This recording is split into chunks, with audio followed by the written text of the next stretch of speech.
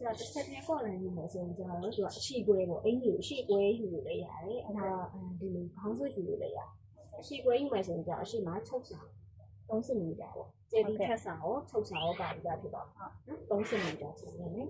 ချင်ခဲ့ပြီးသားလို့ရှိရင်ဒီမှာနော်ဒီကနေကိုလေဘင်းမဖောက်ချင်တယ်ပါသူကကျတော့လေဘင်းအချွန်နဲ့သွားမှာနော်လေဘင်းအချွန်နဲ့သွားမှာဆိုတော့ဒီမှာဘယ်လောက်ဆင်းလဲဆိုတော့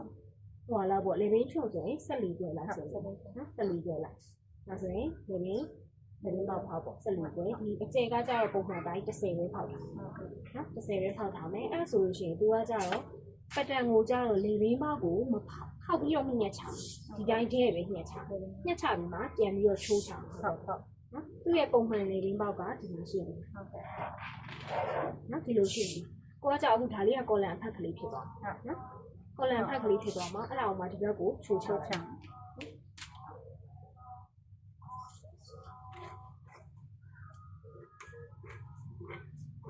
အဲ့တော့ဒီပုံစံအတိုင်းယူလဲရတယ်ဒါမှမဟုတ်လို့ရှိရင်ကော်လန်ဒီပြည့်ကြီးကျယ်လေးရဲ့ဆိုရင်လည်းပို့ပြီးတော့ကော်လန်ကြီးကျယ်လေးရဆိုရင်ဒီလိုလာပြီးတော့ပို့ပြီးတော့ယူလို့ရတယ်နော်ဒါလေးကတော့ပုံမှန်ဟုတ်ကဲ့ပုံမှန်အဖက်ကလေးပဲဟုတ်ကဲ့အဲ့ဒါအခုဒီမှာဒီတိုင်းဟုတ်ကဲ့